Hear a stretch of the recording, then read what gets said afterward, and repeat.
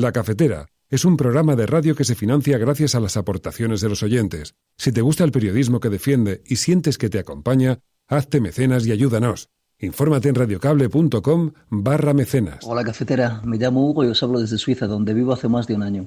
Soy investigador en ciencia política en la Universidad de St. Gallen y casi todas las mañanas tengo un trayecto en tren que aderezo con vuestras voces. Gracias por vuestro enfoque humano de la realidad y por poner a las personas en primer lugar. Y vuestra compañía ha sido de enorme ayuda en momentos en los que no todo va como uno quisiera.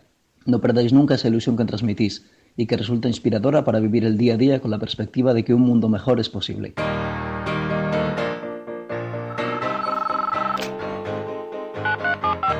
Son las 8:30 de la mañana. Las 7:30 en la Casa Museo de José Saramago, en Tías, Lanzarote. Buenos días, mundo. ¿Quieres un café? La Cafetera. Dirige Fernando Berlín. En el programa La Cafetera de Radio Cable. Una entrevista en Radio Cable. Durante 20 minutos en Radio Cable y dice todo lo que van a escuchar. Mañana en La Cafetera de Radio Cable. Radio Cable, que ha conseguido una auténtica primicia, ha entrevistado esta mañana y ha conseguido situar esa entrevista y lo que le ha dicho en los titulares. Con María Navarro y Pilar de la Peña. No tenemos ninguna esperanza con la situación de la justicia actual. No hay justicia en Ecuador y sí es una pena que Europa no esté enterado de esto, que los embajadores no informen de esto. Ha habido por lo menos 6 rupturas constitucionales en Ecuador. So this is becoming untenable, the situation. It's absolutely absurd that more prisoners are not released right now, and of course Julian Assange should be released immediately. We're calling on countries with shortages of nurses to increase the number of nurses they graduate by an average of 8% each year. I also want to send best wishes to a very good friend of mine and a friend to our nation, Prime Minister Boris Johnson. El incremento en el número de casos de hoy es de un 4% respecto al de ayer y este ligerísimo aumento en relación al día de ayer consideramos que se debe al ajuste de datos que a lo largo del fin de semana se va produciendo.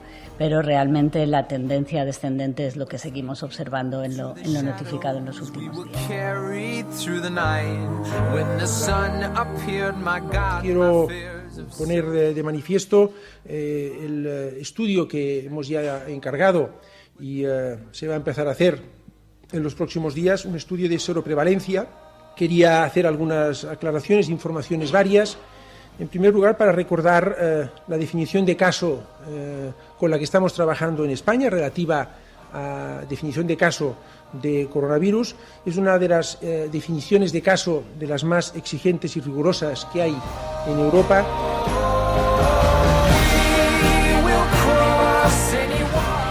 ¿Usted ahora, viendo lo que está pasando, dotaría de más y mejores recursos en todos los sentidos a la sanidad pública? Bueno, es que hay que recordar que el sector público se financia con impuestos del sector privado. Si no hubiera empresas, trabajadores por cuenta ajena, autónomos que pagan impuestos, que son más del 70% de los trabajadores en este país, no podríamos tener impuestos para pagar la sanidad, la educación, las pensiones y todo lo que es el Estado. Asistimos y damos la bienvenida a algunas propuestas de la Comisión Europea, por ejemplo, de la creación del Fondo de Ayudas al Desempleo, que es un primer paso, insisto, que valoramos como positivo, pero que creemos que es imprescindible ir más allá.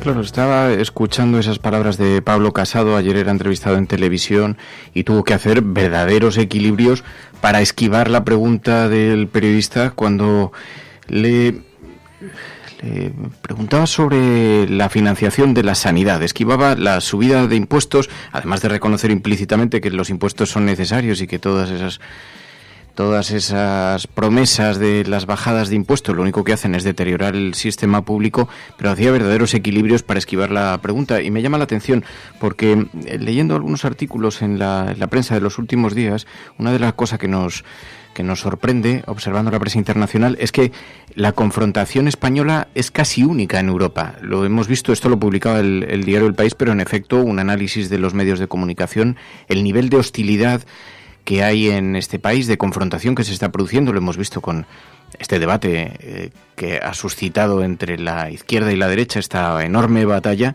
Es un fenómeno bastante exclusivo de España. Obviamente se dan debates políticos en otros lugares, pero la virulencia con la que se está dando en España, y tiene que ver con con un análisis que ha hecho la derecha, que no están dispuestos a que la gestión de esta crisis tenga un mínimo reconocimiento social, puesto que consideran que esto podría premiar para siempre al Partido Socialista. Si a eso le añades que están tratando de evitar que se haga la asociación de la precarización del sistema público sanitario con su gestión, que tanto en comunidades autónomas como en el gobierno central se ha caracterizado precisamente por el recorte, por el anuncio del recorte, por el anuncio sistemático de la búsqueda de un nuevo modelo privado en la sanidad, lo que no quieren es que se les asocie con eso, que se les busque como responsables, de manera que están haciendo culpable al gobierno un día tras otro de lo que está ocurriendo. Y es bastante llamativo, porque si os dais cuenta hoy en la BBC hay un artículo que he retuiteado hace un momento que nos detalla algunas de las frases que han estado pronunciando diferentes líderes mundiales. 7 controvertidas frases de líderes mundiales durante la pandemia del COVID. Y empezamos desde Donald Trump diciendo lo tenemos todo bajo control. También pensaba que la crisis del coronavirus se resolvería en abril, como que está ocurriendo en China. Pero lo cierto es que en Estados Unidos está impactando ahora de lleno. También Bolsonaro diciendo se trata de una pequeña gripe o un resfriado. También decía Lukashenko, el presidente bielorruso, no hay virus aquí, ¿los has visto volar? No, ¿verdad? Pues aquí no están. También Andrés Manuel López Obrador, cuando invitaba a la gente, si pueden hacerlo y tienen posibilidad económica, sigan llevando a la familia a comer a los restaurantes, que también se le ha reprochado. También el presidente de Zimbabue, que decía, el coronavirus es la obra de Dios para castigar a los países que nos han impuesto sanciones. También, un país tras otro, el presidente de Indonesia, cuando decía, no le dimos cierta información al público porque no queríamos despertar pánico, decía. Así que, en efecto, la barrera, el equilibrio que existe entre intentar enviar un mensaje de tranquilidad, intentar eludir responsabilidades o alertar a la ciudadanía sobre un peligro que se cierne sobre la gente, es una barrera muy complicada. Bueno, hoy reflexionaremos un poco sobre eso y también sobre la necesidad de afrontar la situación económica que esto puede dejar.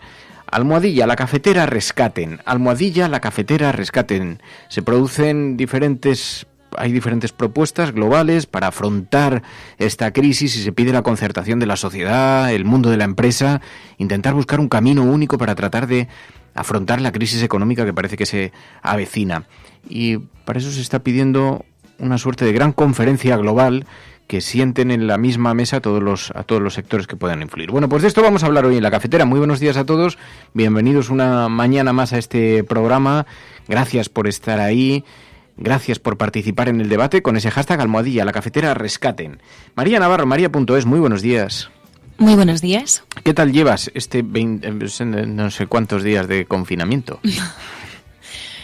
Olvídate ya de los días porque no vamos a saber cuantificarlo, al menos nosotros dos. Ya. Seguro que la audiencia sí, pero nosotros, pues bien, seguimos resistiendo, ¿no?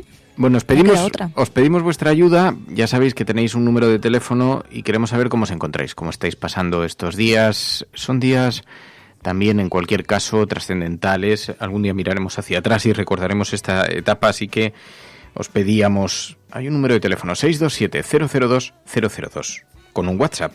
Allí podéis dejar vuestras notas de voz para que escuchemos en la gran familia de la cafetera cómo os encontráis, cómo estáis, dónde estáis pasando este confinamiento.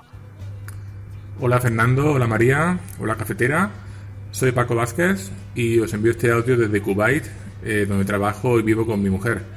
De momento aquí se puede salir a la calle por el día, aunque la verdad es que solo salimos para hacer la compra. Por la tarde, a partir de las 5, hay un toque de queda que dura hasta las 6 de la mañana y en este periodo nadie puede salir. y si alguien lo hace, pues el gobierno le castiga con 3 años de cárcel y una multa de 30.000 euros. De momento lo estamos llevando bien, no nos sobra el tiempo, la verdad. Leemos, hacemos deporte, aprendemos idiomas y hasta cantamos canciones en el karaoke de vez en cuando. Lo que pasa es que vivimos con la preocupación dividida en diferentes frentes. Por un lado, estamos pendientes de cómo va la cosa por aquí en Kuwait. Luego también estamos atentos a la situación en España. Y también estamos al tanto de cómo va la crisis en Tailandia, que es el país de mi esposa. Y por si no fuera poco, también estamos mirando los datos de Austria, ya que el curso que viene, si todo sale bien, estaremos viviendo en Viena. Así que eso, que la preocupación se multiplica por 4, en nuestro caso, pero procuramos no angustiarnos y vivir el día con esperanza. Nada más, un abrazo fuerte y esperamos que esto se arregle pronto. Pues desde luego, pero es verdad, Paco, claro, en cada lugar del mundo se está viviendo de una manera, el confinamiento se está decretando en diferentes formas y por eso nos interesa saber cómo estáis, cómo os encontráis, en dónde os ha pillado todo este asunto, en qué lugar del mundo os encontrabais y sobre todo, cómo estáis pasando este tiempo, a qué estáis dedicando tantas y tantas horas por delante. Así que 627-002-002. Bueno, vamos a repasar la actualidad. Luego vamos a hablar también con CEAR, porque una de las cuestiones que nos preguntamos es cómo están pasando, cómo están cuidando las administraciones a los refugiados. Nos han anunciado diferentes planes, por ejemplo, el desalojo de los CETIs, y queremos preguntarle a Estrella Galán si se está cumpliendo con algún tipo de protección para los refugiados que estaban en España en el momento que se produjo el confinamiento. ¿En qué situación están y qué preocupaciones y necesidades hay? Y sobre todo, si hablamos el lunes de los mayores, el martes hablábamos de la gente sin hogar, hoy queremos hablar de los refugiados colocando el foco en la respuesta social que se está dando a esta situación para ellos. Así que hablaremos después con Estrella Galán también en un ratito. Y ayer, en Televisión Española, yo no sé si lo viste, Mary, se estrenó una serie de televisión, es una serie de ficción, allí vimos a Víctor Clavijo, es una serie de ficción sobre el confinamiento. Ha provocado una cierta polémica porque se llama Diarios de la Cuarentena, y entonces ha habido en la extrema derecha quien ha interpretado que se trataba de una mofa con la situación que estamos viviendo, Pero lo cierto es que es una serie muy blanca, muy light, muy familiar, es simpática, es irónica, y en realidad habla del confinamiento, de la situación del confinamiento, porque en efecto hay gente que está viviendo esto con un verdadero drama, y evidentemente no es motivo de risa ese asunto, pero también es verdad que hay millones de personas en sus casas a las que se están dando situaciones, bueno, muy, muy irónicas y con las que se puede hacer humor. No se puede hacer humor con los fallecidos, evidentemente, pero se puede hacer humor con la situación que estamos viviendo todos en casa, porque también estamos pasando buenos momentos. Así que han hecho esta serie de televisión. Pues vamos a hablar con Víctor Clavijo, que es uno de los protagonistas de esa serie de confinamiento, que además es muy gracioso porque la han rodado ellos mismos. Les han enviado un teléfono móvil, una pequeña cámara, y han tenido que rodarse, maquillarse, preparar los planos con la ayuda de un realizador. Y la estuve viendo ayer y la verdad es que está muy bien, y así aprovechamos y charlamos después un ratito con Víctor Clavijo. ¿Qué te parece? Bien. Además me hace gracia, ¿no?, que quienes critiquen como falta de respeto, ¿no?, este tipo de contenidos sean los mismos, ¿no?, que salen con caretas, con verde militar y bandera de España, pidiendo un gobierno de emergencia nacional, saltándose, bueno, pues todo el respeto institucional y democrático, ¿no?, que se necesita ahora mismo. Y yo creo que es precisamente eso, ¿no? Bueno, más allá de las críticas que siempre van a estar criticando ese tipo de personas, yo creo que tenemos, ¿no?, que poner el foco en este tipo de contenidos. Y además, ostras, Víctor Clavijo, ¿no?, que lo hemos visto además bueno, aparte en televisión, también en obras, y es una suerte. Bueno, pues charlaremos luego después en la sobremesa un ratito con Víctor Clavijo sobre este Diarios de Cuarentena, que ayer se estrenó en Televisión Española y que la verdad es que está muy simpática. Tenemos un montón de cosas entonces de las que hablar, porque estás escuchando La Cafetera y si lo estás haciendo no estás sola.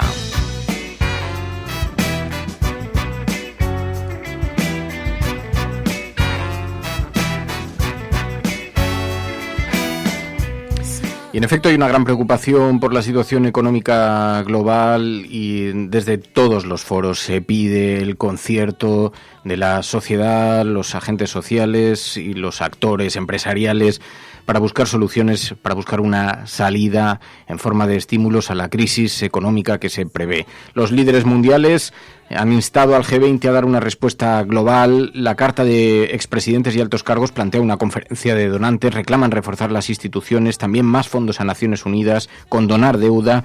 Los firmantes representan a 70 países de los 5 continentes, son antiguos mandatarios de organismos internacionales, expresidentes y exprimeros ministros de 70 países, cuenta hoy el diario El País, y personalidades de la economía, de las relaciones internacionales, que han suscrito un llamamiento al G20 en el que exigen un liderazgo global que actúe con rapidez para evitar que el coronavirus se extienda, para evitar que reaparezca en zonas vulnerables de Asia, de África, de Latinoamérica, y también para atenuar su impacto económico. Son personalidades que piden reunir 8.000 millones de dólares para atender necesidades urgentes y también destinar otros 35.000 millones a reforzar los sistemas de salud de los países donde son más precarios, entre otras medidas como la de la condonación de deudas a África por valor de 44.000 millones. Hoy lo reproducen algunos medios de comunicación, el periódico El País lo reproduce, tiene llamada en portada, porque, en efecto, la preocupación es absoluta. La OIT, la Organización Internacional del Trabajo, calcula que debido a la crisis del coronavirus, solo en la primavera se van a destruir más de 195 millones de puestos de trabajo a tiempo completo, de los que 15 millones de puestos de trabajo a tiempo completo que se destruirían corresponden a Europa. La OIT prevé la pérdida de 200 millones de empleos este trimestre.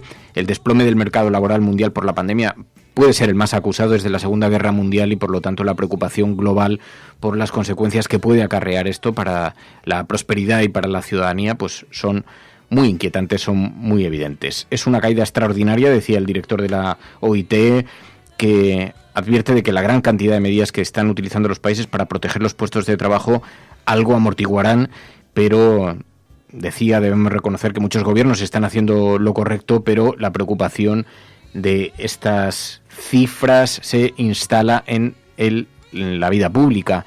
Así que, evidentemente, no solamente se habla de contener la propagación del virus, sino también de poner en marcha todas las administraciones, todas las posibilidades de colaboración económica en las instituciones, también en Europa. Lo decía la portavoz del Gobierno, María Jesús Montero, ayer. Nunca hemos dejado de creer en el proyecto europeo. Ahora toca que Europa proteja a la ciudadanía y en este objetivo todos los que participamos de estos foros nos vamos a volcar.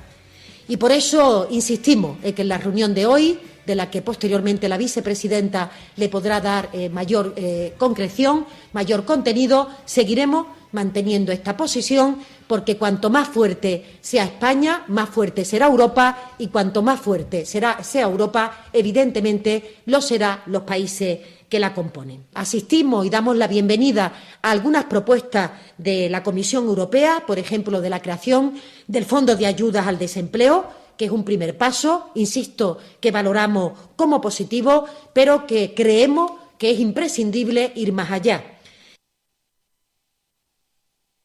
Así es como se pronunciaba el Gobierno, pidiendo más colaboración en la Unión Europea para afrontar el drama económico derivado de esta situación. Hoy, en portada del periódico El País. Ahora enseguida vamos a hablar con Pepe Romero, hablamos de innovación los miércoles aquí en La Cafetera, y queremos comentar con él porque ha habido algunos artículos interesantes que se han publicado en estos días. Se ha publicado un artículo con una receta que da Rubini, el economista conocido como Doctor Catástrofe, dio una entrevista y daba algunas soluciones para superar la crisis, algunas recetas. Hablaba de la necesidad de intensificar los procesos de formación, aprovechar este tiempo para intensificar la formación, también para mejorar las estructuras físicas, la de redes, las de inteligencia artificial, también profundizar en las mejoras de la infraestructura medioambiental. Hablaba de la economía verde, la necesidad de ahora adelantarse y batallar en el ámbito de la economía verde, también la infraestructura institucional, la cultural, la social, la política, especialmente en algunos países con unas instituciones muy debilitadas. Así que conversaremos con Pepe Romero sobre esto, porque mientras tanto, en efecto, también nos vamos encontrando como en Ayer en televisión entrevistaban a Pablo Casado, al líder del Partido Popular. Os decíamos, el nivel de confrontación que se está dando en España es una anomalía. No se está viviendo en otros países de la misma manera, se está viviendo de forma bastante hostil aquí en España. Y esto incluso ha llamado la atención de la prensa internacional, porque estamos observando cómo la confrontación española es casi única en Europa y no hay más que hacer un repaso de las portadas de los periódicos para darse cuenta del nivel de crispación tan enorme que hay en España, que se vive en España. En parte pensamos, como decíamos al principio, que tiene que ver con el intento de la derecha de culpar de esta crisis al gobierno para intentar tapar los sucesivos recortes por corrupción, por privatizaciones durante años a los que ha estado sometido la sanidad aquí en España, y para intentar evitar que alguien se apunte el logro de haber combatido esta crisis del coronavirus. El coronavirus no es culpa de nadie. El coronavirus no se puede culpar al Partido Popular, no se puede culpar al Partido Socialista, no se puede culpar de la gestión de lo que está ocurriendo ahora, no se puede culpar los recortes. El único culpable de una pandemia es la pandemia en sí misma, y lo que hay que intentar hacer es remar en la misma dirección, remar en el mismo barco, porque estamos todos, pero no contribuye mucho tampoco, no da mucha tranquilidad escuchar en un momento como este, donde estamos viendo que las instituciones europeas están pidiendo unanimidad para intentar fortalecer el sistema económico, para intentar invertir más en el sistema sanitario, como está pidiendo la OIT, como está pidiendo la Organización Mundial de la Salud, como están pidiendo todos los agentes implicados en esto, incluso los líderes mundiales que han instado al G20 a dar una respuesta global en esa carta de la que os hablábamos hace unos minutos. Cuando todo el mundo está pidiendo intensificar la inversión, no da mucha tranquilidad ver a los partidos de oposición esquivando preguntas, como hizo ayer Pablo Casado. Viendo lo que está viendo, lo que está ocurriendo, el esfuerzo de los sanitarios, etcétera, etcétera, usted que es liberal, que piensa más en la libertad de empresa y retirar recursos públicos, usted ahora, viendo lo que está pasando, ¿dotaría de más y mejores recursos en todos los sentidos a la sanidad pública? Bueno, es que hay que recordar que el sector público se financia con impuestos del sector privado. Si no hubiera empresas, trabajadores por cuenta ajena, autónomos que pagan impuestos, que son más del 70% de los trabajadores en este país, no podríamos tener impuestos para pagar la sanidad, la educación, las pensiones y todo lo que es el Estado. Por eso lo que pensamos es que tiene que haber una política económica eficaz. El mejor escudo es el empleo. Y si destruimos empleo, como está pasando, no podremos financiar la sanidad pública ni ningún servicio social.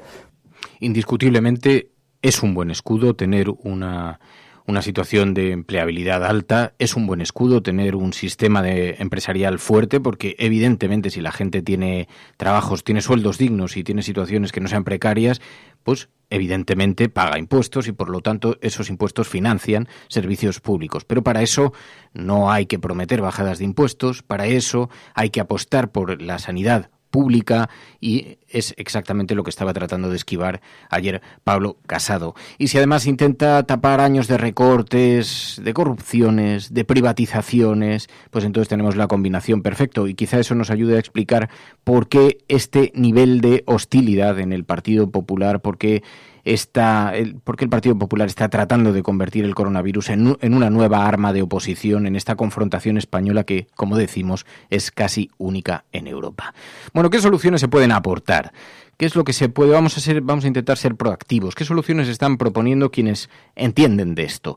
Los miércoles hablamos de innovación con Pepe Romero, que siempre nos acerca algún artículo o algún texto o algún estudio interesante que haya sido publicado en el exterior sobre soluciones. Así que hoy vamos a intentar abordar eso. Las recetas para superar la crisis. ¿Qué propone el doctor Rubini? Siempre acertado cuando anunciaba las crisis que se nos venían encima. Y en esta ocasión propone una serie de recetas para superar la crisis que debemos escuchar con atención. Estás escuchando La Cafetera, y si lo estás haciendo, eres la Resistencia y no estás sola. It's one small step for man, one giant leap for mankind. Lejos de su laboratorio, de sus estudios sobre la radioactividad, del radio que ella descubrió y que le dio fama, Marie Curie se lanza a la batalla menos conocida de su existencia. Han pasado 2 años desde que publicó su teoría especial de la gravedad y decide dar un paso más radical en la interpretación del universo. Una teoría general de la relatividad. En la época de Einstein, Isaac Newton era Dios. Es que han optado por construir la física usando las matemáticas que se habían... But now science offers a more convincing explanation. Pues en efecto, tal y como decíamos, los miércoles hablamos de innovación y lo hablamos con Pepe Romero. Pepe Romero, muy buenos días. Hola, muy buenos días a todos. Además me decías hoy, claro, es difícil salirse del monotema, están cambiando muchas cosas en la sociedad, en la cultura, en la política, en la geopolítica, están cambiando muchísimas cosas, no sabemos durante cuánto tiempo, hasta cuándo, o si cambiarán para siempre, pero me decías, oye, quiero hablar de la receta de Rubini, el doctor Catástrofe, que ha dado en una entrevista algunas recomendaciones para superar la crisis y propone actuar sobre unos pilares muy diferentes, ¿no? Sí, lo bueno que tiene la entrevista con Rubini es que, bueno, la verdad es que la entrevista tiene una parte catastrófica, pero yo voy a hablar de los aspectos más positivos, porque creo que tenemos que empezar a construir también tenemos que echar una mirada a cómo vamos a salir de todo esto. Entonces hay una parte muy interesante en la que él decía que para superar la crisis hay que invertir en 4 cosas fundamentales. Uno, el capital humano, otro es todo lo que tiene que ver con la infraestructura física, otro es la parte medioambiental y el otro es la cultura social, la estructura social, institucional y cultural de las sociedades, ¿no? Para empezar por el principio, ¿quién es el doctor Catástrofe? Bueno, Rubini es un economista que ha criticado mucho el modelo económico que estamos teniendo y ha anticipado gran parte de las crisis que han sucedido. La crisis de 2008 la anticipó él. Y ahora ya también venía anticipando que iba a suceder otra gran catástrofe, otro cisne negro, que nos iba a meter en otra crisis económica, aunque entonces, no predecía cuál era la razón. Propone actuar sobre 4 pilares. Uno de ellos es el capital humano, que hemos hablado mucho, la formación, ¿no? Sí, yo creo que, bueno, como hemos hablado tanto, tampoco vamos a dedicarle mucho tiempo, pero desde luego es fundamental y creo que en España tiene que ser una de las grandes actuaciones que tengan las administraciones públicas, el gobierno en los próximos años. Porque uno de los riesgos que hay es que si se cumple, el otro día estábamos con Carlos Barrabés, si te acuerdas, y decía, no, hay que traer la producción, no hay que producir más en China y en los países que están produciendo de forma masiva y hay que empezar a producir cosas también en Europa y demás. Y tiene toda la razón. Yo creo que esto es muy importante. Pero claro, tenemos que hacerlo a costes competitivos. Entonces, uno de los riesgos que hay es que si no tenemos gente muy preparada, nosotros no tenemos a nuestro capital humano preparado, al final se acabe sustituyendo por robots y demás. Entonces, lo importante es tener a nuestra gente, al país, a todo lo que es la gente joven actualmente preparada para esta nueva revolución. Bueno, la joven y la no joven, para esta nueva revolución y que podamos tener un factor productivo de calidad. También hablaba de las infraestructuras físicas, las redes, temas como inteligencia artificial. Aquí, en España, lo que sí que parece que podemos decir es que tenemos buenas infraestructuras de telecomunicaciones, porque en estos días, además, han sido sometidas a todo un estrés test y parece que la red ha funcionado, ha respondido muy positivamente, ¿no? Pero también se habla de inteligencia artificial y hay un plan, además, que presentó la Unión Europea hace algunas semanas para crear un mercado único de datos, ¿no? Sí, de eso habíamos hablado hace 3 o 4 semanas. O sea, por una parte la infraestructura de nuestras redes en España es buena. La red de fibra pues está entre las redes más extensas de Europa y después la red móvil, la red de 4G, está soportando muy bien la carga que está teniendo estos días. Yo creo que en redes de infraestructuras estamos muy bien frente al resto de los países europeos. Donde tendremos que hacer un mayor esfuerzo es después en la otra parte, en la infraestructura que tiene que ver con los datos, que tiene que ver con la inteligencia artificial.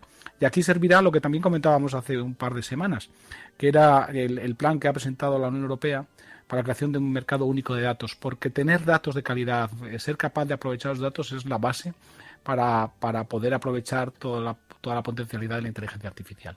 Y ahí la Unión Europea está trabajando en ello y yo creo que Europa puede construir un camino para también competir en este mundo. Por lo tanto, teniendo una buena infraestructura de telecomunicaciones que tenemos y somos capaces de desarrollar ese mercado único de datos, yo creo que tenemos una oportunidad. Así que el doctor Catástrofe propone profundizar en el capital humano, en asuntos relacionados con la formación, en las infraestructuras físicas, las redes, también temas como inteligencia artificial y también en la infraestructura medioambiental. Sí, y esto está muy bien porque alguna vez también lo he oído en mucha de la gente que participa del programa, ¿no? Que la próxima revolución tiene que ser la revolución verde. Creo que en esto hay un consenso generalizado. Y aquí hay buenas noticias. Fíjate que la semana pasada esto ha pasado un poco desapercibido, pero el gobierno envió a Bruselas su Plan Nacional de Energía y Clima, que supone, donde se prevé que va a haber una inversión de 240.000 millones, o el 80% va a ser de capital privado, para los próximos años para poder hacer en España la revolución verde que todos estamos demandando. Y ahí, bueno, pues se va a invertir en distintas iniciativas. Una tiene que ver con iniciativas orientadas al ahorro de energía, otra tiene que ver con la movilidad sostenible. Y la última tiene que ver también, bueno, la última son los grandes capítulos, con la electrificación de la economía, acabar con el uso del carbón y del petróleo. Y creo que ahí hay un buen plan, y que si somos capaces de sacarlo adelante, podemos hacer una revolución verde en España que sea uno de los motores para salir de la actual crisis. Si lo hiciéramos, seguiríamos una de las recomendaciones precisamente de este doctor Catástrofe de Rubini, y que habla además también de profundizar en la infraestructura institucional, hacer una nueva estructura institucional, cultural, social. Sí, este es un aspecto al que Rubini se refiere. Él se refiere sobre todo más bien al tema de cómo está la situación en Estados Unidos y cómo se ha afrontado la pandemia por parte del Partido Republicano y cómo se ha aportado también por parte de los medios de comunicación, que también tienen su responsabilidad. Fíjate, yo leía este fin de semana y me hacía gracia un artículo que ha publicado el Economist sobre cuál es la actitud que tienen los ciudadanos norteamericanos de Estados Unidos frente al coronavirus. Y es muy curioso, bueno, ahí también ha habido recomendaciones de que hay que disminuir la movilidad y hay que confinarse y estas cosas. Y es muy curioso que en los estados donde la gente donde los estados mayoritariamente demócratas, la movilidad de la gente se ha reducido muchísimo más que en los estados que son mayoritariamente republicanos. Es decir, la cultura imperante impuesta por Trump y por sus adláteres en forma de Fox News y demás, de que esto era una gripe, ha calado profundamente en el electorado republicano, y no se acaban de creer la relevancia, el tremendo impacto que puede tener esta enfermedad. Y también al hilo de esto, fíjate que es una noticia que yo leía en el Confidencial, pero que creo que también venía en algún medio americano, que habla de cómo Fox News ha girado su discurso en las últimas semanas. Y son imágenes que por un lado ves lo que decían los locutores de Fox News hace 3 o 4 semanas que lo que dicen en la actualidad. Hace 3 o 4 semanas decían que esto del coronavirus era invento de los demócratas para acabar con Trump, que era otra de sus falacias, otra de sus fake news, y ahora han cambiado radicalmente y dicen que es un tema muy serio. Pero lo hacen porque tienen miedo de que en el futuro pueda haber demandas contra Fox News por minimizar el impacto del coronavirus. Y fíjate hasta qué punto han llegado, que han cogido y se han cargado a una de las locutoras por seguir insistiendo que el coronavirus era poco más que una gripe. Claro, seguir diciéndolo a estas alturas con los índices, con los números que hay, es irresponsable. Pero hay un debate en la profesión también que es complicada, del que un día tendríamos que hablar también, porque tú no puedes lanzar un mensaje de pánico que sature el sistema sanitario con patologías que no están relacionadas con esto. Porque ¿qué te dice a ti que la gente se va a comportar de forma diferente en la puerta de un hospital a cómo se comporta en la puerta de un supermercado? Cuando hemos visto que se acababa el papel higiénico, que la gente los primeros días, sobre todo, luego la cosa se ha normalizado cuando la gente ha visto que todos los días reponían los productos, pero el primer golpe, la responsabilidad de los medios, es una cosa bien ambigua, ¿no? Sí, los medios tienen una enorme responsabilidad a la hora una enorme responsabilidad en sentido positivo y negativo, y a la hora de manejar información sobre la enfermedad, no sembrar un excesivo sentimiento de pánico, pero al mismo tiempo concienciar a la gente que tiene que tener medidas responsables, es un equilibrio muy difícil. Más cosas. Volvamos un momento al tema de la cultura, porque este es uno de los debates que ya el otro día incluso me apuntabas cosas cuando hablábamos con Carlos, y Carlos lo sacó. Carlos Barrabés el otro día nos decía, tiene que haber un nuevo sentido de la ciudadanía, una nueva responsabilidad por parte de los ciudadanos. Sí, porque se ha abierto ese debate. Hemos cedido mucho en materia de derechos civiles, pero ahora se nos piden todavía más concesiones. Lo vemos con las aplicaciones tecnológicas, por ejemplo, o como ha sucedido en algunos países, ¿no? Pero aquí cabe la pregunta de hasta dónde vamos o hasta dónde podemos ceder, ¿no? Aquí hay distintos grados, porque por un lado los chinos no han pedido permiso a nadie y han cogido y han sido muy autoritarios en la imposición de utilizando toda la tecnología que tiene para controlar al ciudadano. Después está en Corea y este tipo de países, Corea del Sur, que ya hemos hablado de ello, que de alguna manera sí han accedido a que el Estado tenga derecho a geolocalizar sus movimientos de manera individual y entonces en el caso de que estén infectados, controlar incluso con qué gente se reúnen y tratar de meter a todas esas personas en cuarentena para no tener que meter al conjunto de la población. Y después están los acercamientos, que no invaden tanto la privacidad como lo que se está planteando en España, que simplemente las aplicaciones que salen son aplicaciones las que está promoviendo ahora el gobierno para ver cuál es el movimiento de la población con grandes datos agregados y comprobar si se cumple a nivel agregado o no cómo es, con las recomendaciones que se hacen. Y después incluso hay una que sí te geolocaliza en relación con la comunidad en la que estás, pero solamente para poderte darte información sobre servicios útiles alrededor del coronavirus. Es decir, si tú estás en la Comunidad de Madrid, pues tienes una información que será algo distinta que si estás en la Comunidad de Murcia. La pregunta es esa, ¿dónde se pone la barrera? ¿Dónde se pone la barrera? Porque algunas de estas aplicaciones te permiten, por ejemplo, saber que en la comunidad en la que te encuentras hay un 5% de incidencia de coronavirus. Por lo tanto, las medidas que puedes tomar son diferentes a una comunidad o a un lugar o a un espacio en el que el índice de incidencia es del 60%, que tienes que tomar otras medidas, ¿no? Entonces, en ese sentido puede ser positivo, pero yo me pregunto qué habría ocurrido si hubiera alguien planteado hace 30 o 40 años lanzar una app que controlase a los enfermos de VIH, de SIDA. Habría sido un escándalo global sin precedentes. Pero de alguna manera estamos aceptando, creo que víctimas del miedo que sentimos, de la preocupación, de las imágenes que nos sirven en los medios. No es lo mismo ver ataúdes entrando en las morgues de medio planeta que no tener acceso a esas imágenes, ¿no? De alguna manera estamos aceptando un recorte formidable. Ya en el escenario en el que estamos, incluso en España, ¿no? Entonces yo me pregunto, hay que tener cuidado porque luego este mecanismo lo dejas instalado en la política y en la conciencia colectiva para siempre. Y alguno a lo mejor no lo hace con buena voluntad, después no lo ejecuta con buena voluntad. Ese es el riesgo al que nos enfrentamos. Y entonces aquí el debate, que también ya he escuchado en unos sitios, tiene que ser entre la vigilancia más o menos totalitaria versus la responsabilidad del individuo. Esto es el debate fundamental. Y ahí es donde tenemos que encontrar el equilibrio.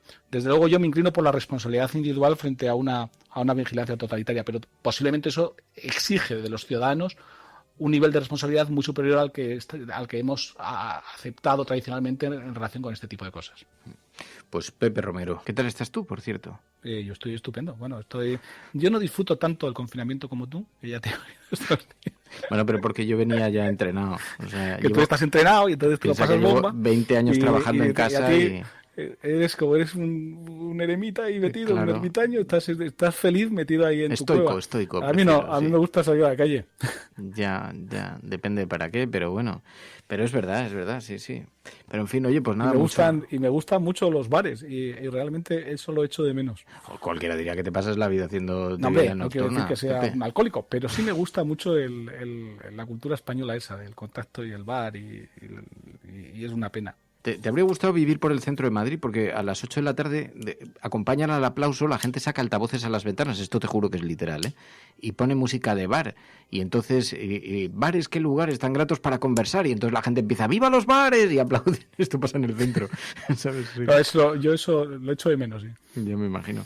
¿Qué le vamos a hacer? Bueno, oye, Fernando. Mucho. Gracias, Pepe. Un abrazo. Muchas gracias a los señores de Cafete. Hasta luego. Can achieve peace. Oh, yes, I know it. All you will take. Os alucinaríais porque es verdad que aquí la gente en los balcones pone altavoces y ponen música. No solamente se da el aplauso a los sanitarios, a los médicos, a la sanidad pública, se oyen vítores y cómo se corean canciones, porque ponen altavoces a toda... Empiezan siempre con Resistiré y de ahí van pasando una selección musical y entonces se oye por todo el barrio a tope y los vecinos aplauden y bailan en los balcones, en fin, una cosa... Claro, estos tiempos también están siendo, ya lo hemos comentado aquí en el programa. Bueno, 627-002-002, 627-002-002, es cierto, hay que buscar fórmulas y un gran compromiso social. A ver en qué podemos aprovechar este tiempo. Estamos la población confinada completa.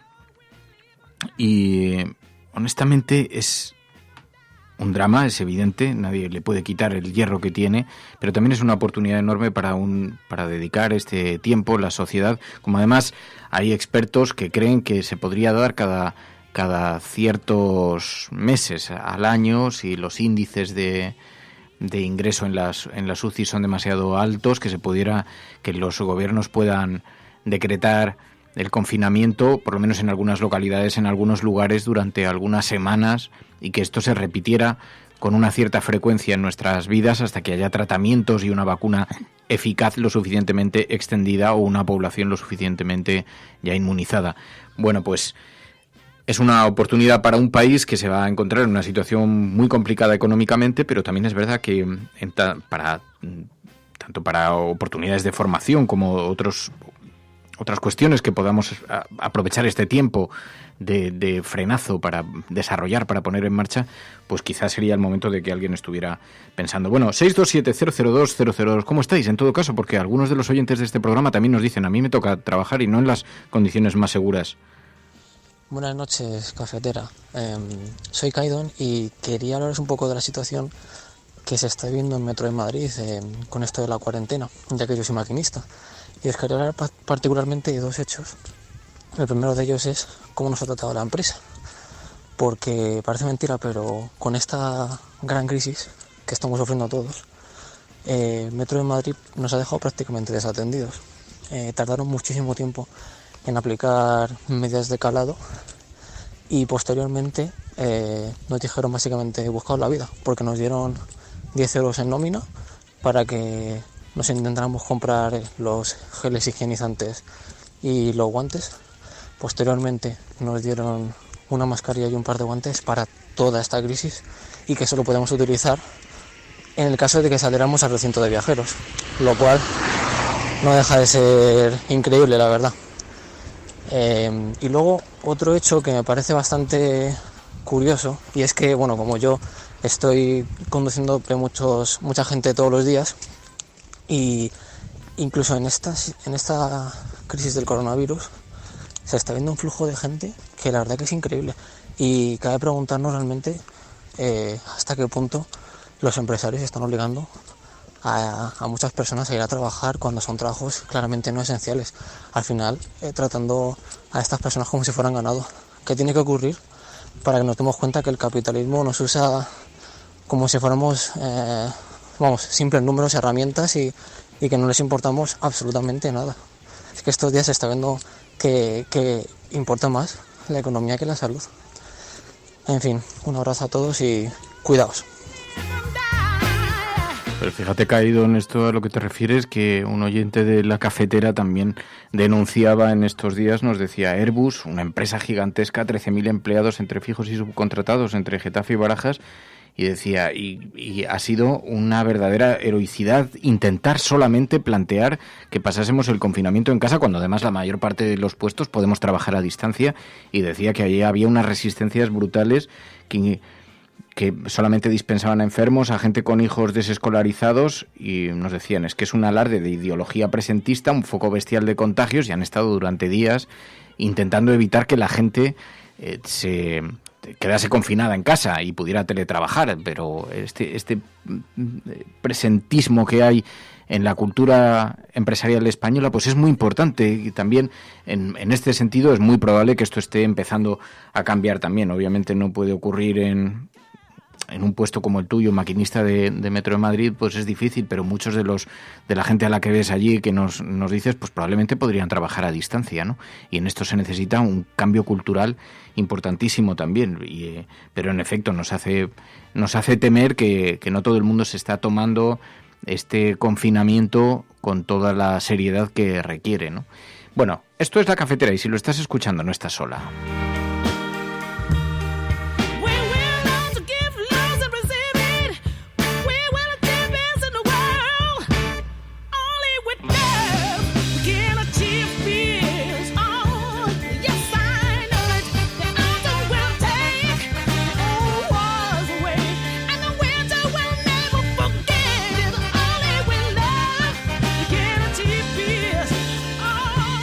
Yes, I know it.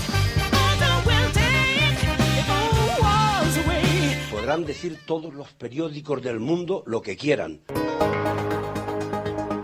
Secessionist parties in Catalonia have wasted no time following the reconvening. Vamos a esta hora con información de último minuto. A esta hora en España, el ex vicepresidente del gobierno... En España finaliza el recuento de votos en los comicios municipales y autonómicos con una participación del... En las últimas semanas hemos podido comprobar cómo los medios de comunicación internacionales... Imagínense cualquier lector de la prensa extranjera que descubre que al que se propone para el Banco Mundial... A Spanish nurse who helped treat 2 Ebola victims in Madrid has tested positive for the disease herself. Spain announced that a nurse is the latest to be diagnosed.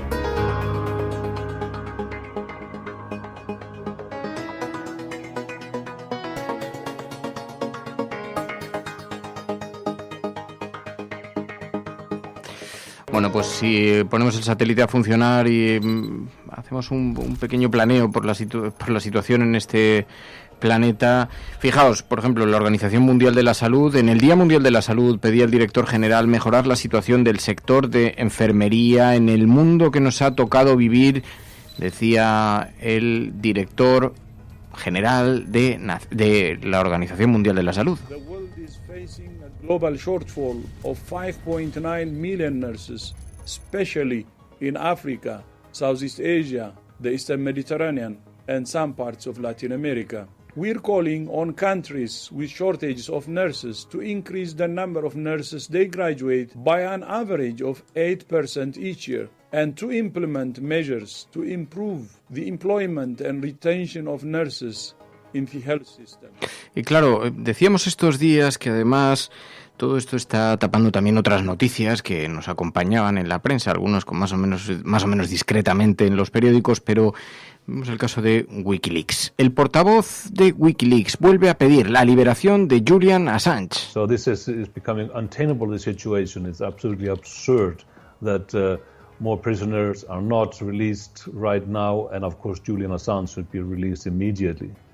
Wikileaks advierte que la vida de Assange corre peligro cada día, cada hora, tras la primera muerte por coronavirus, además en la prisión en la que se encuentra, pero también hay una defensa sobre el Estado de Derecho y hay una gran preocupación porque finalmente pueda ser extraditado. La abogada exmagistrada, la europarlamentaria Eva Joly, habla de la situación de Assange, denuncia torturas, violaciones de los derechos humanos, y dice que si Julian Assange es extraditado, esto será el fin del Estado de Derecho en Occidente.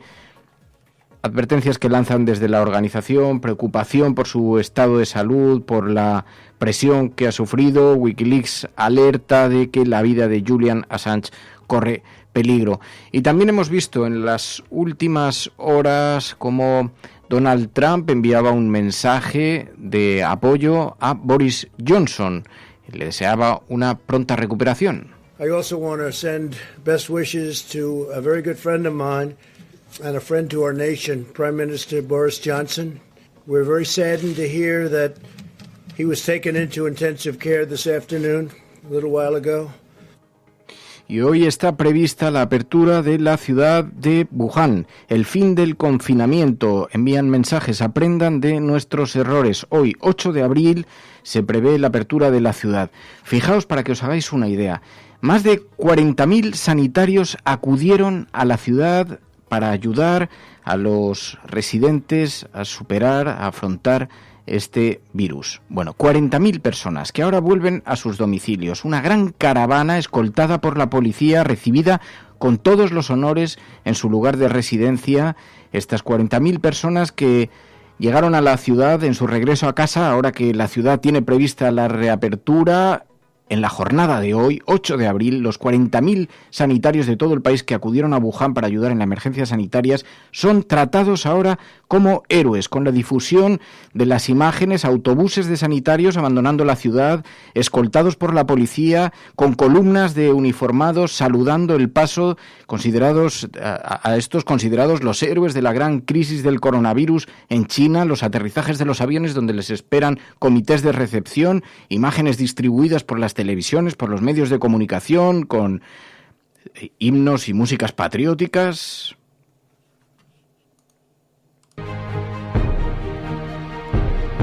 columnas de médicos que abandonan las ciudades, escoltados, como decimos, por las sirenas de la policía, recibidos como héroes en sus lugares de residencia. China se prepara para la reapertura de la ciudad de Wuhan y hacen toda una exhibición de reconocimiento a las personas que estuvieron luchando contra el virus en los hospitales improvisados provisionales que se montaron en la ciudad, y piden al mundo que aprendan de los errores que ellos mismos cometieron.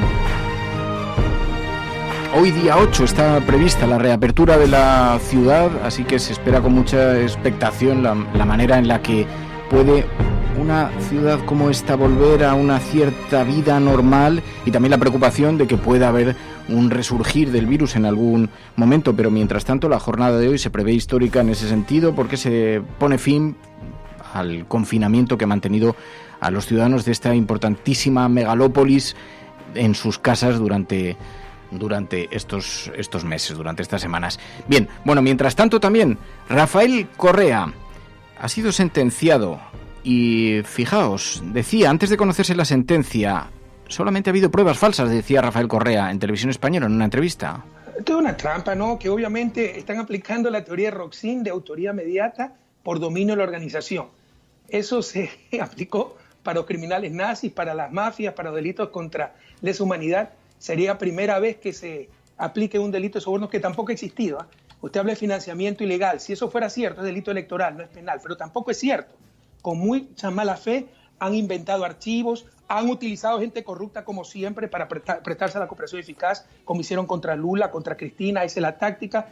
Agarro un pillo y le digo, entonces tenemos las pruebas de que los archivos supuestamente obtenidos con los registros han sido adulterados, fueron hackeados en 2016, adulterados hasta el 2018 y no aceptaron esa nueva prueba. Usted se puede imaginar, si nosotros somos los culpables, no quisiéramos más pruebas. Somos los que queremos más pruebas y se opone la Fiscalía porque saben que todo es un gran fraude. Pero seguirán con su determinación y veremos qué pasa. Está en manos del pueblo ecuatoriano parar esto con el voto adecuado en las próximas elecciones. Y Rafael Correa finalmente ha sido condenado a 8 años de cárcel, 25 de inhabilitación, también junto a 19 personas, la mitad miembros de su gobierno, por liderar una supuesta red de sobornos. Pilar. Hola, buenos días. Sí, la verdad es que, es verdad que la sentencia no ha sido una sorpresa, se esperaba esta condena. Lo que sí es verdad que ha llamado un poquito la atención es la rapidez de conocerse, ¿no? Ya Rafael Correa había anunciado que tenía intención de recurrir, de agotar todos los recursos y sobre todo de ir a los tribunales internacionales, en donde está convencido de que le van a dar la razón.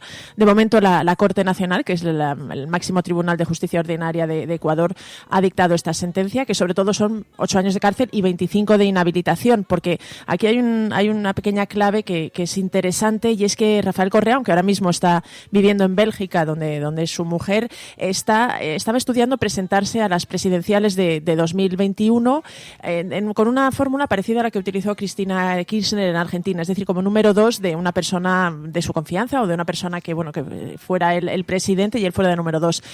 El tema es que para inscribirse en estas elecciones el plazo debía ser septiembre, octubre, no estaba todavía definido, pero se especulaba con eso, y Correa pensaba que no iba a producirse esta sentencia antes, con lo cual le daría tiempo a inscribirse. Al haberse adelantado el tiempo, digamos, el momento en el que se ha conocido la sentencia, se complica ese intento de Rafael Correa de volver a las urnas. En este sentido, algunos analistas señalan que esta sentencia parece que se anda mucha prisa para intentar evitar esta situación, y en este sentido se resalta que sí que es verdad que es una sentencia que parece que tiene también una cierta intencionalidad, una cierta finalidad política. La Corte ha considerado probado que había habido una red de sobornos. Es verdad que está casi la mitad del gobierno de Rafael Correa estaba procesada y ha sido condenada. La condena no es solo contra Rafael Correa, sino contra estas 19 personas, y sí que supone una noticia de bastante impacto para el país. Hay además un par de estrechos colaboradores de Rafael Correa que han colaborado con la acusación y que han sido condenados a una pena menor, y luego hay algunos de los ex miembros de su gobierno, como por ejemplo el ex vicepresidente Jorge Glass, que ya está en la cárcel, y en este sentido pues es verdad que es una noticia y es una sentencia de bastante impacto para Ecuador. Y además, en ese sentido, Rafael Correa pedía a Europa que ponga el foco, decía, confiar en la justicia internacional. No tengo ninguna esperanza con la situación de la justicia actual. No hay justicia en Ecuador y sí es una pena que Europa no esté enterado de esto, que los embajadores no informen de esto. Ha habido por lo menos 6 rupturas constitucionales en Ecuador. Se tomaron las cortes, se tomaron fiscalías, se tomaron Consejo de Judicatura, Corte Constitucional. No hay ninguna esperanza de que se haga justicia. Por el contrario, a nivel internacional ganamos todo y hemos vuelto a hacer hazmerreír a nivel mundial y ahora con esta crisis el ejemplo de todo lo malo cuando éramos el ejemplo de lo mejor en América Latina hasta hace unos años. Entonces no hay la menor esperanza, esto lo ganaremos a nivel internacional. Lo que buscan es impedirme participar en las próximas elecciones, probablemente lo logren. Pero ahí está la responsabilidad del pueblo ecuatoriano de saber votar y liberarnos de esta desgracia que tan inmerecidamente nos cayó. Así que, bueno, la justicia ecuatoriana condena a Rafael Correa a 8 años de cárcel, a 25 de inhabilitación. Hoy es la noticia donde ponen el foco los medios de comunicación internacionales también. Bueno, también es llamativo, quería decirte, Fer, que se haya conocido esta noticia en plena crisis sanitaria, ¿no? Es verdad que en este sentido ya os digo que se ha adelantado a lo que se esperaba el fallo judicial y que haya coincidido con esta situación de máxima incertidumbre a nivel mundial, no deja de ser también una pequeña clave que bueno, tiene su interés. Bueno, pues seguimos aquí en la cafetera. Os decíamos también que, bueno, hay 2 focos, evidentemente, donde se colocan las noticias. Por una parte, la agenda setting, que están marcando los principales titulares, pero también está la agenda de la cafetera, aquellas noticias que vosotros consideráis que tiene que tener protagonismo en los medios de comunicación. We will make America safe again. Ante Dios Todopoderoso, Venezuela. Por ahí hay un payaso. Lo primero que tiene que hacer o tenía que hacer es convocar a elecciones. Esas caritas del domingo. Lo que vamos a disfrutar el domingo con los progres. Me taché a Podemos de populista. Ahí me equivoqué. Pero el Partido Popular sí que tiene que tener credibilidad para hablar de corrupción, porque es nuestra seña de identidad. Y aprovecho la ocasión para invitarte a que acudas al acto de presentación de Vox en Barcelona. Pues este jueves, no sé si estaré yo, pero alguien de Ciudadanos seguro que acude, porque la cordialidad, de verdad, o sea, no es porque estemos, la gente que nos conoce fuera del plató sabe que esto ha sido siempre así. El cielo no se toma por consenso, el cielo se toma por asalto. Yes, we can. Yes, we did. Vamos a proceder a la exhumación de los restos del dictador Franco del Valle de los Caídos. El enemigo es Daesh, el terrorismo yihadista. Más allá de la agenda setting está la agenda de los oyentes de la cafetera. Buenos días, cafeteros. Buenos días, cafetera. Buenos días, mundo. Creo que la revolución dicen que será feminista o no será, y yo apunto, además, que será ecologista o no será. Hagamos que se nos oiga. Hagamos que se nos conozca. Buenos días, Resistencia. Buenos días, cafetera. Buenos días, Resistencia. Os hablo desde Atenas, donde vivo y trabajo desde hace más de 3 años, cuando empezó la mal llamada crisis de los refugiados. Buenos días, cafetera. Buenos días, cafeteros. Muy buenos días, Resistencia. Os saludo desde Miami. Tu colaboración es importante. Ayúdanos retuiteando la dirección de este programa. radiocable.com.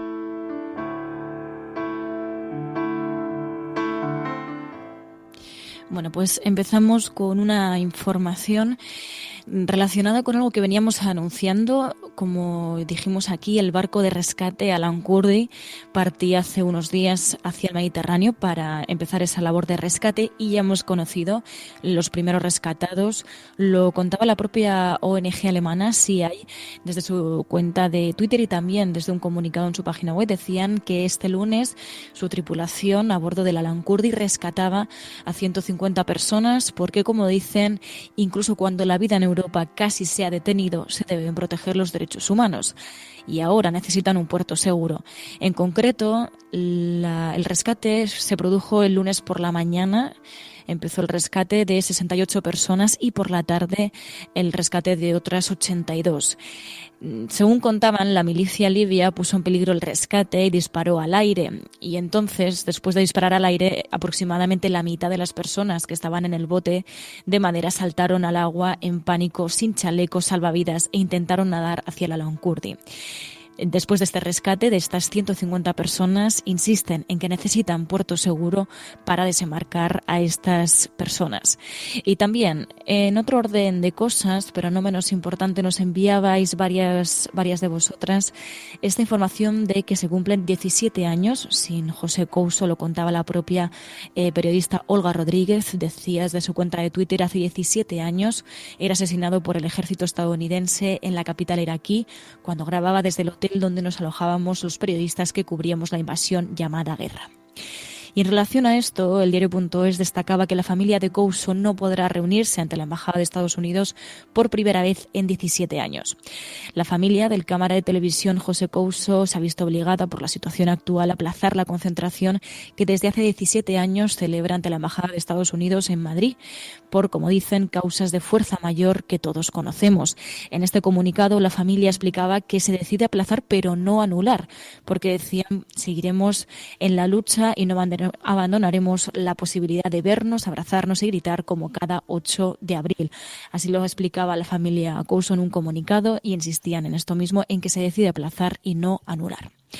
También nos vamos hasta el Congreso porque volvemos a esa información que veníamos hablando de ella, de la Comisión de Investigación del Rey Juan Carlos, porque se vuelve a tumbar la petición de que se abra una comisión de investigación para investigar los asuntos financieros del rey Juan Carlos. Este martes la mesa del Congreso ha vuelto a rechazar la creación de esta comisión de investigación que, como os contábamos ya desde hace días, era una petición que habían hecho pues diferentes partidos como Esquerra Republicana, Bildu, Junts pel Cat, PNV, BNG, Compromís, Más País y la CUP. Y como decimos, pues se vuelve a rechazar esta comisión de investigación.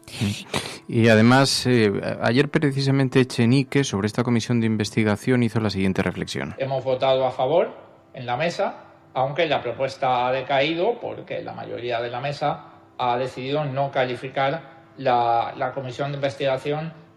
Pensamos que lo que hemos conocido respecto de la Casa Real es muy grave, pensamos que es muy grave y pensamos que hay que investigarlo, pero también pensamos que ahora no toca. Y lo que nuestro grupo parlamentario va a hacer es, en cuanto hayamos vencido al virus y nuestro país esté recobrando la normalidad y hayamos garantizado que la gente está protegida, exploraremos todos los mecanismos para que se conozca hasta el último detalle de esos 100 millones de euros que parece que tenía el rey Juan Carlos en paraísos fiscales. Pensamos que esto no es una cuestión de ser republicano o de ser monárquico. Pensamos que es una cuestión de ser demócrata. María. Pues así lo decía Echenique, y veremos si se vuelve a intentar y se consolida esa comisión de investigación en el Congreso. También en el Congreso descartan recortar las retribuciones a los diputados por el parón de actividad parlamentaria que se ha producido. Como veníamos diciendo, había se movía, una propuesta por parte de la CUP de que el Congreso, decidiese sobre estas retribuciones y los diputados, no percibiesen ciertas retribuciones porque, la situación del Congreso no está precisamente en una situación de normalidad. Es verdad que sí que hará el Congreso es donar 3 millones de euros al Estado para ayudar en la lucha contra el virus. Y volviendo al tema de las retribuciones, la mesa del Congreso, siguiendo el informe de los letrados, ha desestimado esta propuesta de recortar las retribuciones a los diputados, porque dicen que está obligado a garantizar los recursos para todos los parlamentarios en igualdad de condiciones y en el conjunto del año. Es verdad que, en contraposición a esta decisión, lo que han dicho la mayoría de los grupos parlamentarios es que sean los propios diputados y senadores los que hagan aportaciones a título individual, es decir, que cobren lo que cobran normalmente, pero que evidentemente son libres de hacer aportaciones a título individual. Igualmente, tanto Partido Socialista como Unidas Podemos como Ciudadanos aseguran que sus diputados ya están realizando donaciones, y el Partido Popular ha optado por crear un fondo común para que todos los cargos públicos donen parte de su sueldo. Y terminamos con una información que tiene que ver con los estudios, con un estudio de la Universidad de Harvard que asegura que el coronavirus mata más en las áreas con mayor polución. Lo destacaban varios medios, como por ejemplo lavanguardia.com, y explicaba que las zonas geográficas o territoriales con una atmósfera más contaminada son las que están registrando una mayor mortalidad. De esta manera, con este estudio de la Universidad de Harvard, por primera vez se apuntaría a una asociación directa entre la polución del aire y la incidencia de esta enfermedad. Según este estudio, también los pacientes con coronavirus en áreas que tienen altos niveles de contaminación del aire cuentan ahora con más probabilidades de morir por la infección. Y los enfermos por causas relacionadas con la polución son más frágiles, dicen, cuando llega el embate del coronavirus. Con estos resultados, los autores del estudio creen que se pueden señalar las zonas que necesitarán en un futuro medidas adicionales de protección de la salud. Así que este estudio sirve, pues para paliar la situación.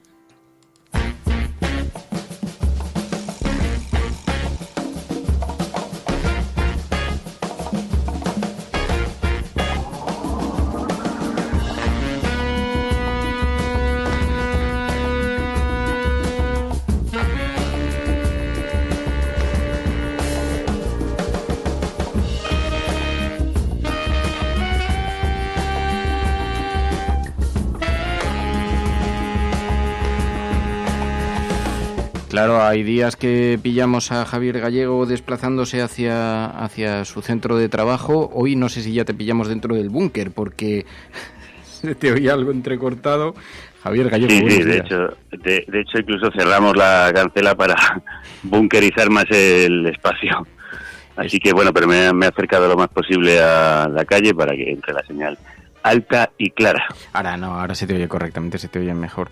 Oye, estábamos haciendo el análisis de la prensa, de las portadas, Javier, estábamos viendo la forma en la que ya se reconoce, hemos visto en algunos medios de comunicación que se está produciendo una especial hostilidad en la vida política española, más allá de la que se vive en otros países y desde luego en otros países europeos. Hay una cierta sorpresa por la forma en la que aquí se está comportando la oposición política, y he visto que habías publicado algunos tuits en esa misma dirección también, ¿no? Sí, el artículo de hecho de hoy, en el que utilizo, por cierto, una metáfora o un símil que me parece adecuado para explicar la diferencia entre quienes están intentando salvar vidas, a veces con mayor o menor acierto, pero poniéndose todo lo que pueden y toda la carne en el asador, y los que juegan con la muerte. El artículo se llama coser crespones en lugar de mascarillas. Coser crespones en la bandera es lo que ha propuesto la oposición. Entre sus únicas grandes propuestas están las banderas a media asta, los minutos de silencio y los crespones en las banderas. Pero de salvar vidas, ¿qué hacemos? Entonces, lo que está demostrando aquí la oposición, como por otro lado casi era previsible, dado lo que hemos vivido en otras ocasiones con víctimas de otras tragedias, es que utilicen los muertos para intentar sacar beneficio político. Lo cual a mí me lleva a hacer pensar, y eso es lo que decía en esos tweets a los que creo que hace referencia, que realmente los muertos no les importan. De hecho, piensan que les benefician, lo cual es espeluznante y de psiquiátrico, lo cual es de psicópata. Pero es que no he oído otra cosa en los discursos de Casado, en los de Abascal, la utilización de la foto de la que hablábamos el otro día para hacer un montaje macabro de la Gran Vía llena de ataúdes, es otra utilización de las muertes, realmente repugnante y miserable. Y Pablo Casado no le hemos oído una sola invitación ni propuesta al gobierno para intentar ayudar en el caos hospitalario que ha habido, o para echar una mano en el salvamento de vidas y de personas enfermas. Todo lo que hemos oído es el número de muertos achacados al gobierno, sin tener en cuenta que esta crisis está asolando, como estamos viendo, a todos los países de nuestro entorno, en algunos, por cierto, con más virulencia ya incluso que España. Y mientras que en España, con evidentemente los fallos de previsión que hubo, y que hemos ido siempre por detrás, como le está pasando prácticamente a todos los países, pensemos ahora en Francia, en Inglaterra, en Estados Unidos, pues con todo eso, el gobierno ha sido felicitado por las medidas drásticas que ha tomado por parte de la Organización Mundial de la Salud y el famoso Imperial College británico, que ha hecho cambiar toda la política de Boris Johnson, ha dicho que gracias a esas medidas drásticas se han salvado por lo menos 16.000 vidas. Quiero decir que todos estamos viendo que esta crisis, ojalá la pudiéramos haber visto con más antelación, ojalá las señales que daban China, Corea o Italia, que la tenemos más cerca, hubieran sido atendidas con más tiempo. Pero es que fíjate, hasta en Japón, que tiene al lado los países que primero fueron afectados, ahora es cuando empieza una especie de estado de alarma, porque su legislación no les permite prohibir obligar el confinamiento, pero en fin, que estamos viendo que la pandemia está pasando por encima de las expectativas de todos. Hombre, yo creo que tenemos que... Aquí en España es repugnante la utilización que se está haciendo de las muertes, y además el clima político de crispación, de violencia, cuando además lo que se necesita es una cierta unidad, que se puede ser crítico con el gobierno. Creo que ha habido, incluso dentro del Partido Popular, el propio alcalde de Madrid, Almeida, ha tenido algunos tweets y algunos comentarios críticos con el gobierno, pero desde la construcción. Es decir, siempre tratando de mantener un clima de cordialidad, de apoyo, de unidad y de empuje, que es lo que se necesita ahora, porque al final esto va a pasarle por encima. Esto es una tragedia nacional que nos va a pasar por encima, no solo por las muertes, sino por la crisis espectacular que va a generar. Y yo sinceramente creo que al final la derecha, ya lo está viendo en las encuestas, lo va a pagar, porque este país no soporta esa utilización de los muertos de una manera tan torticera. Y creo que, de hecho, las encuestas ya indican una bajada tan grande como la del gobierno, que tiene que gestionar la tragedia, que eso es más normal, ¿no? Que la gente pues tenga quejas y críticas, pero la oposición, que no tenía nada más que empujar, como ha empujado en dirección contraria, o sea, un barco que se hunde, si tú intentas hundirlo, creo que mucha gente percibe que eso es así. Y ahora, cuando empiecen las cifras, desgraciadamente, de otros países a poner en contexto las nuestras, en esta guerra macabra que tienen ellos por ver quién gana en la competición por tener más muertos, pues creo que su papel va a quedar ridiculizado y que la historia al final les va a dejar en su sitio, en mi opinión.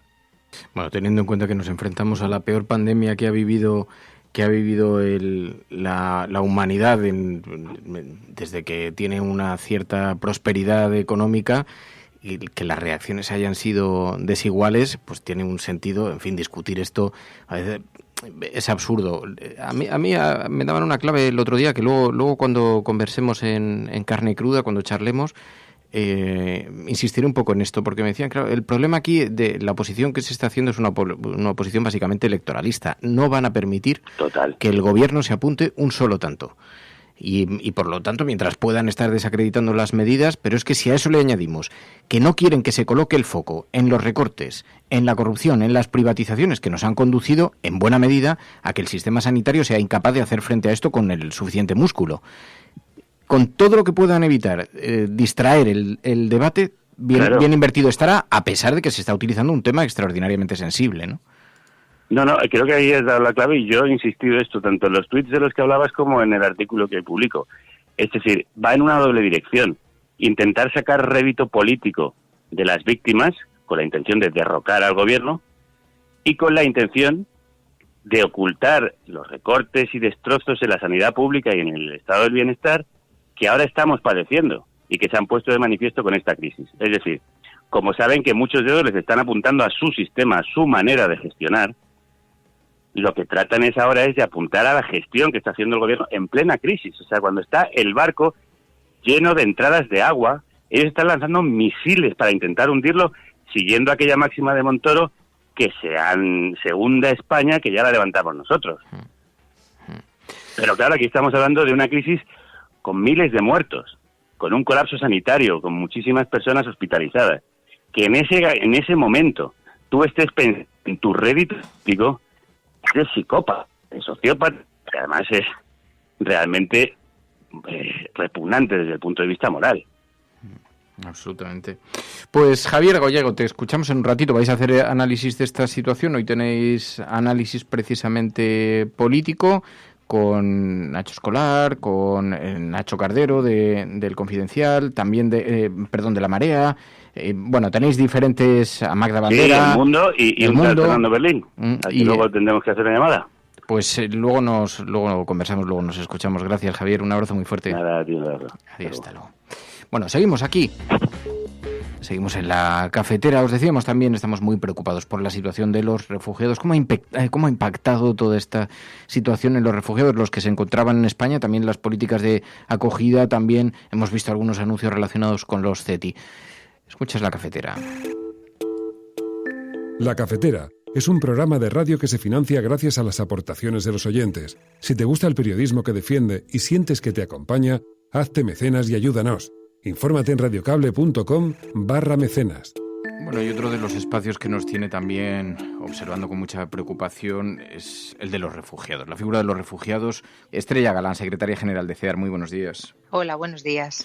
Claro, la fotografía general me gustaría preguntártela porque no sabemos en qué situación quedan los refugiados. Hemos visto que el Gobierno ha anunciado el desalojo de los CIE. Hemos visto que la ocupación de los CIE ha bajado mucho, ronda el 9%, que 3 de los 8 centros ya están vacíos, dice el Ministerio del Interior, que aspira a vaciarlos completamente. Pero ¿en qué situación quedan ahora las personas que estaban allí dentro? Pues realmente, primero hacer una reflexión. Lo que no hemos conseguido la sociedad civil, las Naciones Unidas, el Defensor del Pueblo, en cuanto a recomendaciones para dejar de utilizar estos recursos que nos parecen que son absolutamente fuera de la lógica de una sociedad democrática, lo está consiguiendo el COVID. Y sí, afortunadamente los CIE están siendo desalojados. En estos momentos ya solo quedan personas prácticamente en 3, en Valencia, Algeciras y el de Murcia, porque esta misma semana se ha desalojado el CIE de Aluche, se ha desalojado también el CIE de Barranco Seco en Las Palmas y bueno, pues posiblemente antes del 6 de abril, que es la fecha que se ha dado el Ministerio del Interior, estas personas ya puedan estar en un recurso de acogida de otras características, teniendo en cuenta que ninguna de estas personas ha cometido un delito. El único delito que supuestamente han podido acometer, que no lo es estar en situación irregular en nuestro país.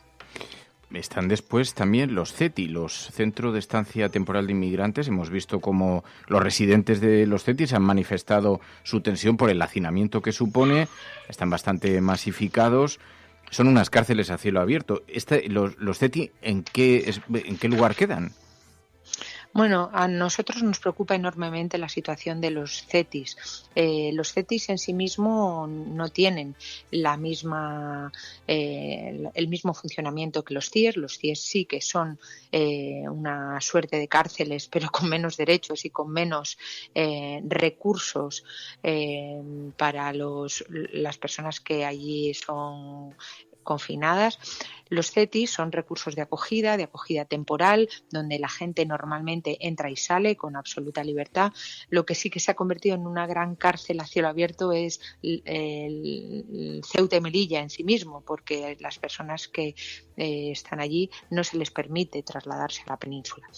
Pero más allá de esa situación general, de la descripción de lo que son los CETIs, sí que en estos momentos nos preocupa enormemente que las condiciones en las que se encuentran las personas. Tenemos que tener en cuenta que en el CETI de Melilla hay pues más de 1.500 personas en estos momentos, 1.600 y algo.